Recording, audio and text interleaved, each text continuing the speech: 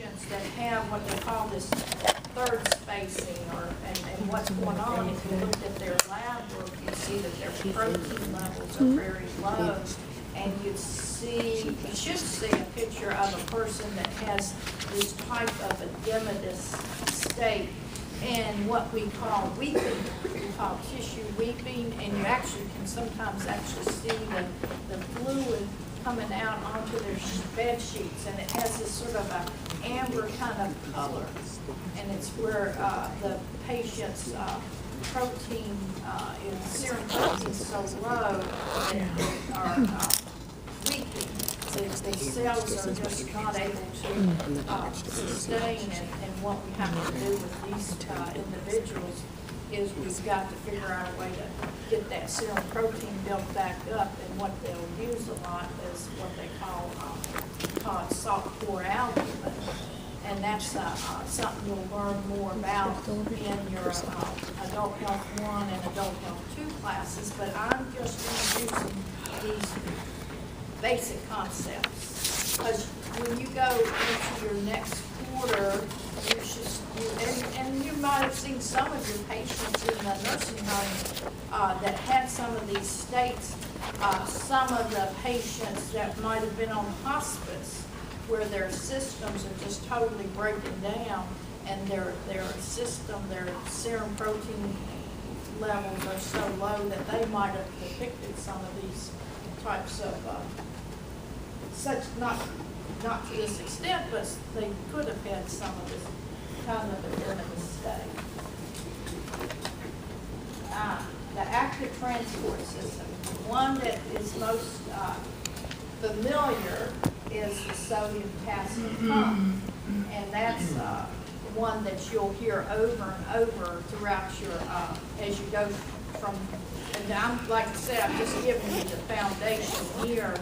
You're going to learn more about it in your Adult Health 1 and in your Adult Health 2. But where you find this significant as to how this works is actually the function of the heart, how the heart pumps and why it pumps. And it's based off of the gradients of the sodium potassium pump that's within the cells.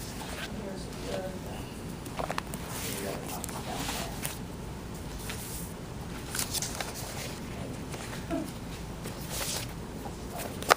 The sodium-potassium exchange pump is an example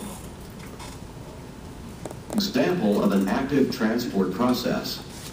Active transport processes can move substances against a concentration gradient, and they require energy expenditure in the form of the breakdown of ATP.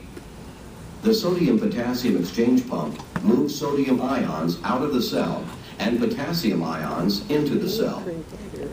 The carrier protein for sodium-potassium exchange is embedded in the cell membrane. 3 sodium ions and an ATP molecule can bind to the carrier protein on the inside of the cell membrane. The ATP is broken down to ADP and phosphate. Simultaneously, the carrier protein changes shape, and the sodium ions are transported across the membrane and released on the outside. In its new conformation, the carrier protein can now bind potassium ions on the outside of the cell. 2 potassium ions move into the carrier protein from the outside of the cell membrane, and the phosphate attached to the carrier protein is released. The carrier protein changes shape again, reverting to its original conformation and delivering the potassium ions across the membrane to the inside of the cell. It is now ready to repeat the process of sodium-potassium exchange. Why did I give you that? I just want to give you the concept of how the heart has its exchange of the sodium and the potassium. That's all I'm trying to build this basic foundation. And the fact that this is an active mechanism, the active transport of the sodium potassium pump. So remember what I said on the others, what they were passive: filtration, diffusion, osmosis. Passive transport, passive activity, And with the active transport, it requires ATP, it requires energy. That's the difference between these different kinds of chemical activities within the body. And the one that stands out is the sodium potassium pump, with active transport. That's the one that you guys would want to zero in on. It requires energy to do this. There's another fancy picture. You probably have this in the chemistry book somewhere at one time, or some of us had it in the chemistry book. But all this is doing is speaking again to the cellular structure and the active transport, the sodium potassium pump, and how it requires energy to create this action. That's enough chemistry, isn't it? Aren't y'all sick of it? So let's talk about how the body does regulate fluids, fluid intake. We have a habit, if I sat and I looked across this classroom and I looked at everybody's desk, there's maybe one or two of you that don't have a bottle or a cup or something in front of you. Is that, y'all would concur? When you look, we all do this, right? So we have this habit of drinking, which is good. Thirst is a regulator. And what doctors will tell patients, frequently you have the, we're so ingrained to say, well, we need to keep this cardiac patient on a fluid restriction. And you can imagine telling seniors, well, you can only take in 120 cc's in a 24-hour day. Now, you're telling an 81-year-old that's, you know, maybe they went to, maybe they graduated from high school, maybe they didn't. But you're telling them, okay, you're going to limit their fluid. You're to limit your fluids at home to just 1,200 cc's a day. That means nothing to them. That means absolutely nothing. You have to physically lay out the size of the cup and explain to them. That's how you would do it in layman's terms. You've got to make it so they understand. But one of the a physician, in which is good, is he basically would redirect my father-in-law because everybody was saying, well, you need to push fluids. You know, the problem is when you have family members that try to think too much, right? And try to think that they know what's best for a person. And so I recall one of the visits at my, and I attended it, and I was just, you know, trying to keep my mouth shut. I didn't want to be part, you know, because then you get involved in too much stuff. So my husband was saying, well, we're trying to force him to drink more fluids. You know, he's got a bad heart, see? And, you know, I'm just sort of sitting there just, you know, just letting all this take place because I know what the doctor's going to say. And he says, no, you know, what you need to do is let him regulate his own drinking by his thirst mechanism. Because really, honest to God, we do have a regulation, a regulatory mechanism within our bodies that actually tells us how much fluid we should drink in most cases. Now, I will tell you, in a patient that's got schizophrenia, sometimes their regulation is a little bit off, and that's where you find where they'll just drink till they get water intoxicated. But for most individuals, there is this mechanism that does truly work. Now, with that being said, patient that does need to be on a controlled fluid restriction, what would you as the nurse try to consider doing? Like say they were in the hospital, you would have ice chips at the bedside. Ice chips helps with that quench of thirst. You would have those soft spongettes where they could dip, you see, in solution. But typically ice chips between meals, and you'll find that a lot of dialysis patients, a lot of dialysis patients, that's what you'll see them with their cup of ice. It's just something that you'll see. You'll find that when you go, some of you will be going in hospitals in their next quarter, or for sure in the adult health one. But things like, the first thing is very vital to how to regulate the body fluids. Fluid output. Now, guys, you must recognize, and you will have this on your ATI exam on fundamentals. You'll have a scenario that will describe various types of intake and various types of output. You'll have to, what they're looking for is for you to calculate it up and just put a number in that box. So y'all need to have a good handle on what it means to have intake and what it is that's output. So let's talk about these outputs. Sensible loss is that we can see, that we can measure. I can measure urine output. I can measure someone that's has severe, they have diarrhea. You can actually measure that. Maybe they might have a fecal incontinence bag where you measure that. Gastric drainage. You guys are in the skills lab. You at least saw the Salem sump, right? That's what they put down to the stomach, and they hook it up to low wall suction. I can measure that. Womb drains, the womb back. The womb back can actually give you amount of drainage, also like the Jackson tract or the hemobath types of drains, right?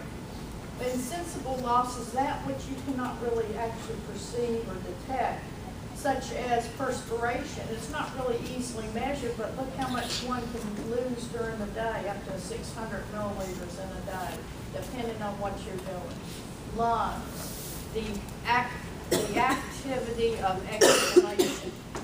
Believe it or not, that vapor, that does count toward approximately 300 milliliters a day. You can't see this. Open draining wounds, maybe that I can't measure, say, or burns. That's why it's such a very fine tightrope that when we have patients that have severe burns, they're in that burn unit at BAMC or SAMC, right? SAMC now. That they have to be very attuned to the fluid intake and their output that they are having, because they could easily go either way in terms of having hypervolemic state or hypovolemic states, which can roll into a shocky state. Oh, and I have threw in a critical thinking activity here. You have a patient who's post-op and has a Foley catheter. For your 8-hour shift, you have the following urine outputs. Based on the urine output, what can you conclude for these periods of time? This is the 8-hour shift. If you looked at that, we know through our readings that essentially one should have between what?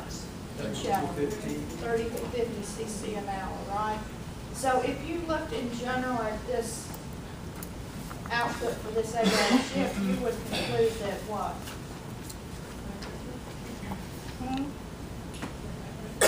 They're doing okay, right? In general. Every hour, it's not an exact, you're just not on the money going to have this much every hour. It's going to be up or down. But it's adequate. You see, it's adequate. Y'all can see that, right? A few times it was up, and a few times it was a little bit low, but not too bad. But you can say that would conclude that it was pretty much adequate urine output for 8-hour shift. Hormonal regulation. I spoke a little bit, back with the chemistry section about how the kidneys regulate fluids. You have the hormone antidiuretic hormone, and that causes the kidney basically retain fluid. You have this thing called the renin-angiotensin system. You guys make sure when you go into Adult Health 1, you have a good command of that RAS system. Because what happens is if you have a severe hypotensive state, the renin-angiotensin system will kick in. It kicks in by way of the kidney system. It converts from angiotensin 1 to angiotensin 2. It tells your adrenal cortex, hey, I've got to retain fluid because I'm trying to get the blood pressure back up.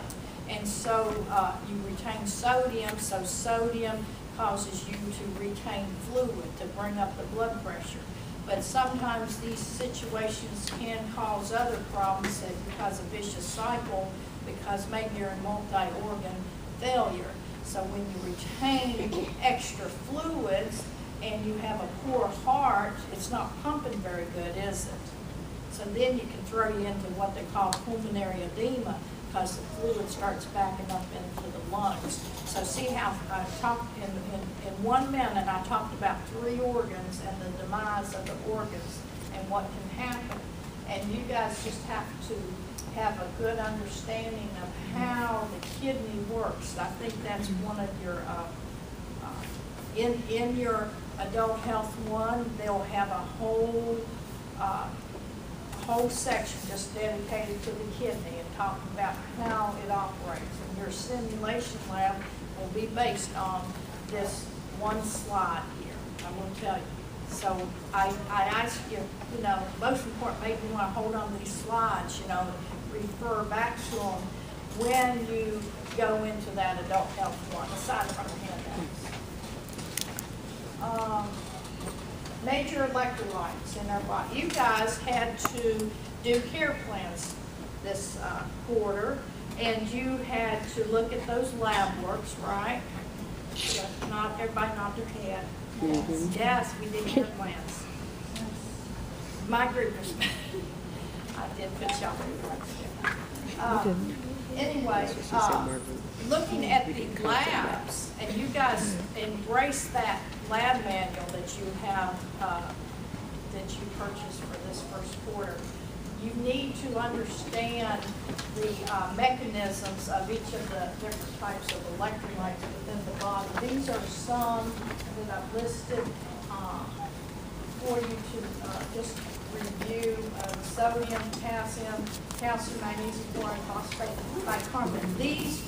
These electrolytes here are what you typically would review in general on your patient's labs, especially that sodium, potassium, calcium, magnesium. Those are significant in terms of homeostasis for the patient regarding their cardiac function. So those are very significant, very important. Now, I will tell you that when I read through your book, they were different lab values at different pages. Did y'all see that? Did y'all notice that? Yeah. And so what I tried to do is I went back and those specific ones, I said, these are the ones I think you should focus in. If you have a test question, I sort of highlighted or I sort of said, go with this value. You see what I'm saying? Now, I will tell you, depending on what hospital you work at, every lab system has its own reference values. They might be slightly different than another hospital's. So just be aware of that. And you'll see that where it's worded, I think even in your textbook, it tells you just be aware that lab reference values are different from hospital to hospital, from lab system to lab system. Okay, acid-base balance regulation. We'll cover this slide and then we'll take a break. Acid-base balance, significant. How do you depict it? How do you figure out what a person's acid-base balance is? Quite frankly, what they do, they draw what they call arterial blood gases. And within the arterial blood gases, they will have what they call a pH, the blood pH. And we have a certain state, a steady state that we have to remain within to be compatible with life. The pH of blood is 7.35, 7.45. When we get out of that range within the blood pH, we are in bad trouble. I mean, just slightly, ever so minor shifts below, like throws you into an acidotic state. Patients that they have 7.3 have significant conditions, could be either metabolic or respiratory states that cause, can be the demise of that patient. So we have to think about how these acid-base balance regulations work within our body. The serum pH below 7.3 or above 7.52, it starts destroying significantly the myocardial activity. It interrupts the irritability of the cardiac muscle. I've had patients that have had a pH of 7.0 in the ICU, and those individuals, they're unresponsive and they're starting to do what they call agonal breathing, and I've called the code. So the pH is such a subtle state that you have to try to keep it to that 7.35 to 45. There's some complex mechanisms that maintain those acid-base balance. The one is the buffers that help prevent these wide swings of the pH. Respiratory control system, that's one that will kick in before the renal. The renal's the final state, the final organ that will facilitate trying to regulate and bring us back to homeostasis. It'll take up to 3 days to try to develop the homeostasis. The lungs, they're within hours. The buffers in the blood pH to try to regulate, that's within, minutes to hours.